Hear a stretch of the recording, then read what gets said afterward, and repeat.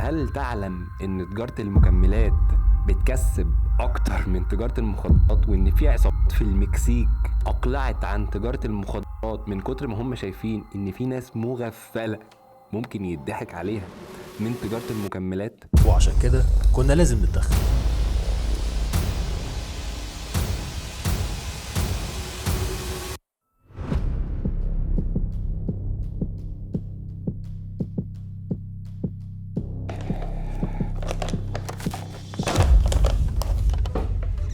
هاي، ازيكم؟ وحشتوني. فضايح everywhere. بفضل الله الحمد لله والشكر لله كان في حاجات حصلت كتير الفترة اللي فاتت. المهم في شركة ما عاملة نوع واي طلع فيه جرام واحد بروتين، وطلعت قلت الشركة دي في شركة عاملة بروتين فيه سكر بودرة. فلقيت بقى الحبايب بيوجبوا، لقيت احدى الشركات الصغرى اللي عاملة حاجة نظيفة قالوا لنا دي حسبي الله ونعم الوكيل فيهم، ده هم اللي خلونا نقفل. يعني شركات صغيرة جايبين كيلو الواي الخام ب 650 جنيه طبقا اللي هو حكيهولي. الكلام ده واحد دخل قاله لي على الفيسبوك، لا اعرفه ولا يعرفني ولا جبت منتجه حللته عشان المصداقيه برضه، ما حدش يفتكر ان انا مثلا تمام. فقال لي يا باشا الكيلو الواي الخام كان ب 650، واحنا نيجي على ما نحط له طعم ونحط له مش عارف ايه وبعد كده نعبيه والباكجينج والدنيا يعني بالميت هيقف لو انت تنين ب 800 جنيه. يجي الشركه دي تروح بيعاه ب 300 جنيه كيلو الواي، وفي باكجينج تحفه وطعمه تحفه 300 و400. ما في شركه بتبيع 300 400 وشركه ب 800، ولاقي ده شكله باكجينج شيك وده شكله باكجينج شيك وده مصري وده مصري. انت كانسان طبيعي هتروح توفر وتحشري من ده. اتاري الشركات دي شركات نصابه. فاحنا برضو بنقول ان في شركات مصريه زي الفل محترمه جدا جدا، ومعانا النهارده شركه مصريه طلعت كويسه، مع ان انا كان عندي شك فيهم رهيب رهيب. يعني الشركه دي هتقولي كنت بسف عليها على الانستجرام يعني. فقال لي ايه الشركات دي مش بيحطوا سكر بودره، عشان بس معلومتك تبقى دقيقه. قلت له ما بيحطوا ايه؟ قال لي دول بيحطوا مالتو ديكسترين. مالتو ديكسترين ده اللي هو نوع من انواع الكربوهيدرات، وبيخلطوه بحاجه اسمها سويت واي. ايه سويت واي ده بقى يا باشا؟ انا ما اعرفش، انا زيك كده بسمع الكلام ده لاول مره على مسامعي. قال لي سويت واي ده نوع واي بيستخدم في الحلويات، بيبقى 11% بروتين والباقي كله لاكتوز. 11% بروتين ده يعني ال 100 جرام فيهم 11 جرام بروتين، يعني 33 جرام فيهم حوالي التلت، يعني فيهم حوالي 3 جرام بروتين. فاما تخلط سويت واي اللي هو الكيلو بتاعه، قال لي الكيلو بتاعه ده بقى بتريب 30 جنيه مثلا، مع مالتو ديكسترين اللي هو الكيلو بتاعه ب 25 جنيه، فيطلع لك 1 جرام بروتين في السكوب. قال لي ده هي كده. قال لي حط سكر بودره وحط مالتو ديكسترين لوحده يبقى البودره هابطه. المهم يعني من ضمن اللي قاله لي ان الشركات دي هي بتتعمد تعمل لك باكجينج حلو ويحط لك جوه طعم حلو فانت تشتري. طب هل تعلم ان الهبده بتاعت ان الواي بروتين خطر على الكبد والكلى وفيه هرمونات ليها اساس؟ بعض مكملات الواي بروتين في امريكا وجد ان فيها بعض الانابوليك ستيرويدز وبعض السارمز مخلوطه بيها، والناس دي تعرضت للمساءلة القانونية. فما بآخر اي واي اقل من 700 جنيه الكيلو فساكونيا، مفيش الكلام ده. بسم الله.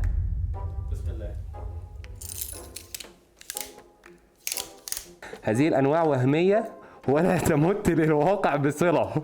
هذه الانواع من خيالي. نوبي واي، النوبة يا سمرة.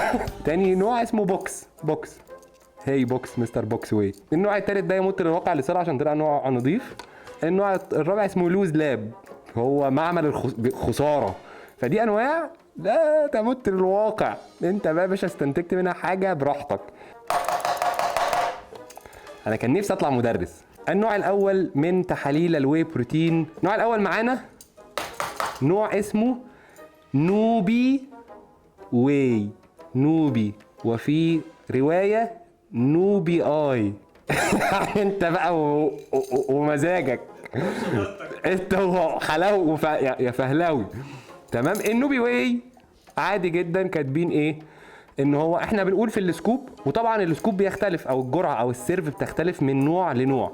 في نوع يقول لك انا السيرف بتاعي 30 جرام، في نوع يقول لك انا السيرف بتاعي 32 جرام، في نوع يقول لك انا السيرف بتاعي 35 جرام. يعني احنا عندنا هنا انواع الجرعه بتاعتها 32 30 35 30.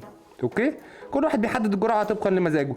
ولكن المعمل بيدينا نسبة مئوية في المية. كام في المية؟ اوكي، فاحنا دايما كاتبين ايه؟ 100%. والجرعة طبقا للنوع ده كاتب في ظهره كام جرام، عشان ما نسويش نوحد نقول 30 مثلا، لا هو ده كاتب 32 يعني بالسحتوفة نعطي كل ذي حق حقه. فنوبي كاتب ان جرعته 32 جرام وتحليله في المية، فهو كاتب ان ال 32 جرام فيهم 120 كالوري، فيهم 25 جرام بروتين، فيهم 1 جرام كارب، فيهم 1 جرام سكر، فيهم 0 دهون. عظيم عظيم يا نوبي. فاذا لو دربتها في الحسبة في المية هتلاقي ان ال 100 جرام فيهم 375 كالوري، 78 جرام بروتين، 3 جرام كارب، 3 جرام سكر، 0 دهون. النتيجة بتقول ايه بقى؟ ما تيجوا نشوف. النوبي فيه 380 كالوري، ازيد 5 كالوري عادي. وهنا في نقطة انت لازم تاخد بالك منها عشان هنا تفهمها. جرام الكارب ب4 سعرة حرارية، وجرام البروتين برضو ب4 سعرة حرارية. فلو هو شال لك البروتين وحط مكانه كارب، طبيعي نتيجة السعرات في الاخر هتطلع ايه؟ هي. فالسعرات في تقريبا في معظم العينات او كل العينات مظبوطة، ولكن بروتين كارب فات هنشوف. فالنوبي طلع فيه 380 سعرة، يعني تقريبا نفس السعرات اللي هو كاتبها من 375 ل 380 ايزي. بروتين في ال 100 جرام، ده في ال 100 جرام صدقني، في ال 100 جرام 11.8 جرام بروتين في ال 100 جرام. يعني السكوب الواحد فيه 3 جرام بروتين. بيفكرك بقصة السويت واي اللي احنا كنا لسه حكينها في الانترو. يعني الباقي ده كله لاكتوز. حاجة اسمها سويت واي 11% بروتين، ده اللي بيستخدم في الحلويات من ابو اخر. الكارب 81 طبعا كلهم من لاكتوز. السكر 44، الدهون يعتبر 0. ففي السكوب الواحد 3 جرام بروتين، هو كاتب 25. السكوب الواحد 25 جرام كارب. هو ده حرفيا يعتبر منتج كارب. يعني انت خده كارب عادي. طب ما تبيعوه انه كارب، يعني قول لي يا عم، قول لي انه كارب، هشتريه يا راجل. بس النوبي برضه راجل نوبي كده كباره. احنا لسه بوكس واي ده الحفله النهارده على بوكس واي. سكر 14 جرام سكر في السكوب و0 دهون. الراجل نوبي يعني ايه، صدق في الدهون وصدق في السعرات، ولكن بدل لك البروتين كارب عادي. ايه هيحصل ايه يعني؟ عارفين بعض الشركات النصابه كانت بترد على العملاء بتقولوا ايه؟ بيقولوا هتكدبوا الشركات الكبيره اللي بتبيع لكم بقالها سنين وهتصدقوا واحد بماسك. ادي يا عم الماسك. فاضل حوالي 3 حلقات في سلسله التحاليل، وعد مني في اخر حلقه فيهم انا فعلا هعمل لكم ماسك ريفيل وهتعرفوا مين اللي ورا الماسك. نجم، تحس انه نجم. ده النجم بوكس واي. فكرني بالترجمه يا فوده. الترجمه كانت ايه؟ احنا قلنا عارف انا راجل فاشل في الانجليزي، طول عمري فاشل في الانجليزي. فبوكس واي سعراته في ال 100 جرام 433 سعره، في الجرعه الواحده 130. بروتينه في ال 100 جرام 83 جرام بروتين، في الجرعه الواحده 25 جرام بروتين. الكارب في ال 100 جرام 6 جرام كارب، في الجرعه الواحده 2 جرام كارب. سكر 3 في الجرعه 1، دهون 8 في الجرعه 2. النتيجه دي النتيجه هنا، النتيجه الحقيقيه. بوكس واي الراجل موفر لك في السعرات، موفر لك. قال لك لا انا سعراتي 407 مش 433، فانت هتاخده هتبقى في ديفيسيت، هتبقى في عجز سعراتي وهتبقى في عجز بروتيني، لان بوكس واي فيه 1 جرام بروتين في السكوب. الواحد ربك هو الواحد. ما حطش حتى سويت واي. حاطط لي ايه يا راجل؟ جرام بروتين. اعمل بيه ايه؟ استر نفسي ازاي دلوقتي بالجرام بروتين؟ يا فضحتي بالجرام. جرام بروتين يا بوكس يا اخي. ده انت اديتنا كلنا صابونه لوكس. جرام بروتين. ده انت ما حصلتش سويت واي 11% زي عمو النوبي اجدع منك يا جدع. جرام حاطط لي ايه؟ حاطط لي مالتو ديكسترين، حاطط لي كارب. جرام واحد يا بوكس التيلة. يسب ايه ولا ايه؟ سباب ولعان عليك يا راجل. عمو بوكس واي حاطط لك في ال 100 جرام 3.7 جرام بروتين. في ال 100 جرام 3.7 جرام بروتين، يعني هو تقريبا ايه؟ جاب لك شويه كارب مثلا يعملوا مثلا ايه 10 علب، وراح جاب ايه؟ جاب طن كده كارب، وراح فتح العلبه دي جابها كده اهو، جاب لك منها ايه؟ سكوب واي. قال لك بسم الله الرحمن الرحيم انا هحط لهم على طن السكوب ده. بروتين. زينة والله زينة. خلاص مش بروتين. بروتين ده بروتين ولا مش بروتين؟ حاطط لك سكوب على طن. كله بما يرضي الله. عملتها ازاي دي جرام بروتين في السكوب؟ بس الحق يقال لو حاسب سعراتك فبوكس واي هيعجز معاك سعرات، يعني كمان هتخس. يعني انت ايه هو هتخس. هو قال لك ان هو 30 سعره حراريه او 122 سعره، هيعجز معاك 8 سعره تخسهم تعمل فورمه. مالكش دعوه بالسؤال السعرات دي من ايه. هو بوكس واي راجل جاب السكوب رضى ضميره قال لك السكوب ده فين الطن؟ طن كارب. بسم الله الله اكبر. كارب 26 جرام كارب زيه زي عمو النوبي بالظبط. السكر منهم 18 جرام سكر. 18 جرام سكر دي يعني حوالي داخله في سكه 4 معالق. والدهون في 1 جرام دهون. راجل صادق مش هحط لك دهون يعني ازاي؟ هو جرام الدهون ب 9 كالوري، فقال لك لا انا مش هحاول، انا هبدل لك جرام البروتين بجرام الكارب. 4 كالوري ب 4 كالوري يظبط لك سعراتك. فانت افيت يور ماكروز، حاسب سعراتك وبلاسيبو افكت بقى. فانا ايه، انت تحس انك واخد بروتين ونفس السعرات ظابطه افيت يور ماكروز، فانت راجل ايه تمام كده اهو. الله اكبر عليك عمو البوكس واي، راجل مكار جدا. شايف الجمله اللي قصادك دي مكتوبه على علبه اوبتي من امريكي؟ الجمله دي معناها ان المكمل ده مش مصدق عليه من الفود اند دراج ادمنستريشن، منظمه الغذاء والدواء. فمن الاخر اللي عايز اقوله لك ان ده اوبتي من امريكي. الجمله اللي عليه دي معناها ان انت توافق على منتج كدواء ده ليه مراحل رقابه عاليه جدا، ولكن انك تطلع منتج كمكمل ده امر سهل قوي، ممكن اي حد يعمله ويحط لك فيه اي حاجه، وده عالميا. يعني المشكله مش بس هنا، عشان انت تفتكرش ان حتى المستورد كله امان، حتى المستورد فيه لعب، فانت لازم تختار حتى البراند المستورد النظيف الكويس. ومعانا النهارده شركه مصريه طلع نتيجتها مظبوطه لصاب براند من عندهم. الشركه دي عامله اكتر من براند، والثلاث براندات بيبيعوا واي، من ضمنهم براند اسمه، وهنقول اسمه عشان هو طلع تحليله مظبوطه وهنذكره، ده النتيجه الوحيده المظبوطه معانا. في جزء تاني في عينه فيها جزء مظبوط، وفي البراند التاني بتاع نفس الشركه عشان لا يكون عامل لك نوع حلو ونوع وحش. فالشركه دي عامله واي اسمه واي اد. لما لقيت عينه واحده بس هي اللي سليمه، وكنت موديهم بعلبهم هناك، سبت علبهم ومشيت، ولقيت العينه دي بس هي اللي صح، ساورني شك.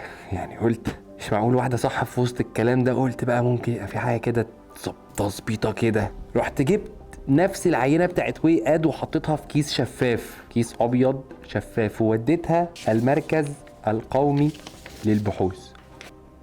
نفس النتيجه. واي اد بروتين هو النوع الوحيد اللي هتشوفه تحليل النهارده ومظبوط، وهي شركه مصريه. فده اللي انا عايز اعرفه لك. انا بحب اي منتج محلي، ويشرفني ان انا اعمل اي منتج محلي ببلاش حاجه زي كده واقول ان هو تمام. واي اد كاتبين ال 100 جرام فيهم 400 سعره، وان الجرعه 140 سعره. 100 جرام فيه 71 جرام بروتين. هم عاملين الجرعه بتاعتهم 35 جرام، ودي حركه ذئبويه علشان بيبقى فيها نسبه بروتين اكتر، فيكتب لك كده ورا ان الجرعه 35 جرام، فهتلاقي نسبه البروتين كبيره. ودي خدعه تسويقيه ليجل، خدعه محترمه، يعني خدعه مش عيب، بس هو كاتب لك سيرف اكبر 5 جرام عشان يرمي معاه 2 3 جرام بروتين زياده، فانت تتغير تشوف رقم بروتين بس مظبوط حاططهم لك. خدعني يا عم كده، خدعني ما تبقاش زي بوكس. البروتين 71 جرام في ال 100 جرام، 25 جرام في السكوب اللي هو 35 جرام. كارب 14 جرام كارب في ال 100 جرام، 5 جرام كارب في السكوب. 4.2 جرام سكر في ال 100 جرام، 1.1.5 في السكوب. الدهون كاتب لك 5.7 جرام دهون في السكوب، 2 جرام دهون. والشيء بالشيء يذكر، لو بصيت هنا هتلاحظ ان واي اد هو اكتر واحد كاتب لك نسبه كارب في الرجاله. كاتب لك 14 في ال 100 جرام، يعني 5 في السكوب، يعني راجل معترف فاهم. فدي برضو حاجه تخليك دايما لما بتشوف حاجات واقعيه بعد كده وانت بتختار تفهم. اللي بيكتب لك حاجه واقعيه ده ويكتب لك انا عندي 12 سكر وانا عندي 5 كارب وانا عندي مش عارف ايه، هو مش جاي يغفلك. مين اللي يغفلك؟ اللي يديك حاجات ايه افوره.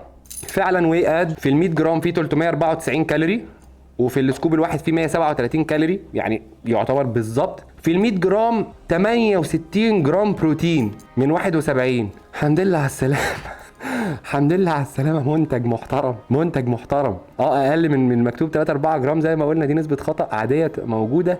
عايزين من ده كتير يا جماعه، هتعرف تكسب قسما بالله. يا عم كنت بيع لي الباقي ده على انه كارب، هتكسب. فاذا في السكوب بتاع واي اد فيه 23 جرام بوينت 8 بروتين، يعني مقارب على 24 جرام بروتين. هو كاتب لك ان السكوب فيه 25 جرام بروتين زي ما قلت على جهينه بالشعره.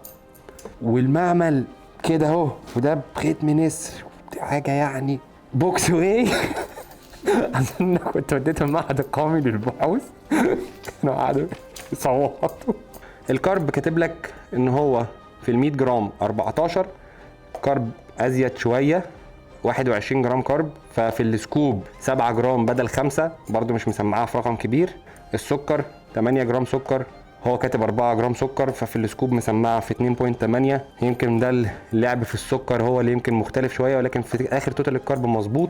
دهون 3.8، هو كاتب 5.7، الدهون اقل من اللي هو كاتبه. فدي اللي ظابطه يمكن معادله الكارب، ان هو الفات فيه الحقيقي اقل من المكتوب، والكارب والسكر اعلى من المكتوب. ولكن عندنا منتج محلي مصري فيه 24 جرام بروتين في السكوب.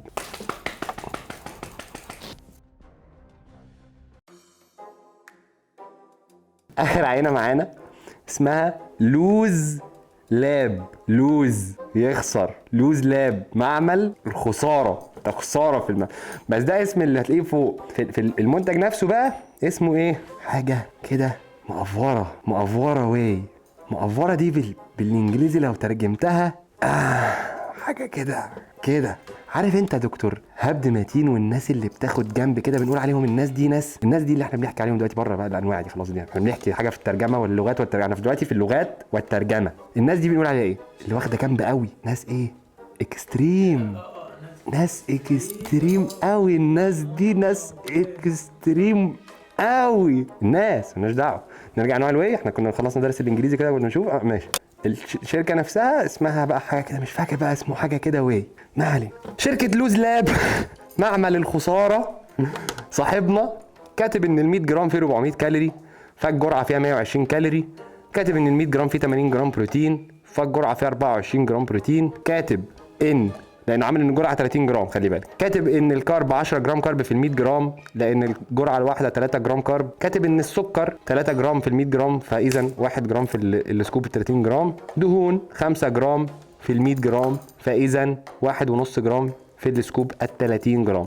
الحقيقه 400 جرام 400 كالوري في ال 100 جرام مظبوطه 399. نفس القصه قلنا ايه؟ 1 كالوري كارب 1 كالوري بروتين، فبتظبط دايما. تلاقي دايما سعراتهم بالشعر. if it fit your macros. هتلاقي الكالوريز مظبوطه كمان في السكوب. البروتين ده بقى في النص ما بين عمو النوبي وما بين بوكس واي، حاجه كده في النص موسطن كده. قال لك انا هعمل حاجه جديده كده في النص، اخد الحلو من هنا على الحلو من هنا واعمل ايه؟ احلى فخفخينه. فتحسوا ان هو خد الرقم بتاع ده جمعه زائد الرقم بتاع ده وقسم على الاثنين. هو في النص بالظبط. ال 100 جرام فيهم 6 جرام بروتين، فالسكوب فيه 1.8 جرام بروتين. يا عم 2 من عندي والله، لان مساحه يمسحها اهو. 2 فين؟ 2. انا هعملها بالتقريب 2 اهو عشان تبقى 1 2 3 متناغمه، احلى اشيك. شكلها شيك. ناس 1 1 2 1 3. حاجه 2 جرام بروتين في السكوب. ده انت معمل الخساره فعلا. الكارب 88 جرام كارب في ال 100 جرام. هو تقريبا لو انا مثلا مبدل نتيجه الكارب بالبروتين، حد يقول لي يعني زوم كده، زوم. انا كاتبهم بترتيب العينات. زوم ايدي ثابته، زوم على النتيجه اللي تحت المربع التحتري ده. لا اكون مبدل نتيجه الكارب على نتيجه البروتين ولا حاجه، ولا انا متغفل. وده عينه حلل فودافون كاش على حسابي، بس هاتها عشوائيه، هاتها عشوائيه. حسابي فودافون كاش اكيشك. اي نعم انا مش لاقي اللضا، بس عادي هستلف من فوق. سلفني عشان هل تعلم ان من سخرية القدر انا حاطط قدامي المنتجات اللي انا بستخدمها بتاعت انا الشخصية، وما جبتلكش نفس المنتجات اللي انا حللتها، احط لك منها نسخة كده افضل اشاور عليها زي ما عملت في الفيديوهات اللي فاتت، علشان حرفيا ما كانش معايا فلوس اجيب من كل منتج 2، واحد احلله وواحد اصوره. الوحيد اللي جبت منه 2 مينيمم ماسل، بعد ما شكيت في نتيجته لقيته مظبوط، اشتريت منه واحد تاني وديته المركز القومي للبحوث في كيس مصمت، فاعذروني جايبه لكم على الشاشة كده، فاتبرع للتحاليل. اللي هيسيب تبرع هحلله المنتج اللي هيقول لي عليه. هو 88 جرام كارب فمكان البروتين، ففي السكوب الواحد فيه 28 جرام كارب مش بروتين بقى. هتيجي عند السكر 88 جرام كارب دول منهم قد ايه سكر؟ 63 جرام سكر في ال 100 جرام، فالسكوب الواحد حرفيا 18 جرام سكر بالظبط، زيه زي بوكس واي، نفس كميه السكريات. الفات يعتبر صفر فات، يعني 2 جرام في المية، لما تقسمهم على 3 يطلع لك 0. مش عارف ايه، قول يا عم صفر من عندي، صفر مفيش دهون. فالناتج ان احنا حلقه تحليلات زبد كده. المره الجايه معانا شركه ليميت مور بتعمل بروتين نباتي، تمام؟ هنشوفها هيحط لنا اسمنت ولا ايه. خلي بالكم في المعمل. في الجزء الثاني في شركه بورس فارما لو كبرت البورس ده هيطلع لك كائن كبير. هي بورس فارما معانا في الجزء الثاني، تمام؟ اورجانيك كانتري، علشان انا جوايا احساس ان احنا ممكن نبقى متغفلين، برضو متغفلين في منتج. يعني هو يبقى منزل لك منتج حلو ومنتج وحش بيغفلك في التاني، الله اعلم. اورجانيك كانتري هتتاخد دورها كيسه خضرا كده. وبعد كده النوع الرابع معانا في السلسله القادمه هيبقى نوع اسمه مينيمم جين، ده غير مينيمم ماسل لان هو لا يمت لمينيمم ماسل بزر، اسمه مينيمم جين. 4 انواع الحلقه الجايه، 4 انواع تانية، ودي هتبقى اخر حلقات الواي بروتين. هيبقى عندنا معاها 3 حلقات بعديها حلقه مع عميل حلل، وهاخد لكم النجم الاكثر طلبا اللي مكتوب لي في كل الحلقات وخلاص. ما تكتبوش تاني في الكومنتات يا جماعه، عرفت انتوا عايزيني احلل لكم منتج بوزو بالشوفان لو كالوري على وزن منكم جات لي حالا منكم يا بتوع البوزو منتج منكم. في حلقه اعمله له وهاخد معاه 2-3 بوزو كده، ما تكتبوهوليش. عرفتوا ان انتوا عايزين احلله، كتب لي اكتر ما كتب لي اي حاجه تاني. هناخد معاه كام نوع بوزو كده من المشهورين برضو اللي عمالين بينتشروا الايام دي. دي هتبقى حلقه، 3 حلقه، عشان لما يجي حد من الشركات دي يقول لك بتكدبونا وتصدقوا واحد بماسك، قولوا له قدامه 2 حلقة ويقلعوا. بحبكم. فولو وشير وفعل زر الجرس وحبني وادعم سلسلة التحليلات دي، علشان السلسلة دي من جيبي ليك، عشان انا مفيش اي حاجه من الناس دي اعرفها. واللي انتوا بتكتبوه يعني شركه منكم دلوقتي ممكن تطلع سليم، ممكن تطلع مظبوط، ولا اعرفكم. اللي انتوا هتكتبوه تحت انا بروح احلله. فسيب لي تحت برضو نفسكم في ايه تاني ممكن اخده كده في الكام حلقه الباقيين دول، هم 3 بس اللي باقيين. اكتب لي I love you. باي.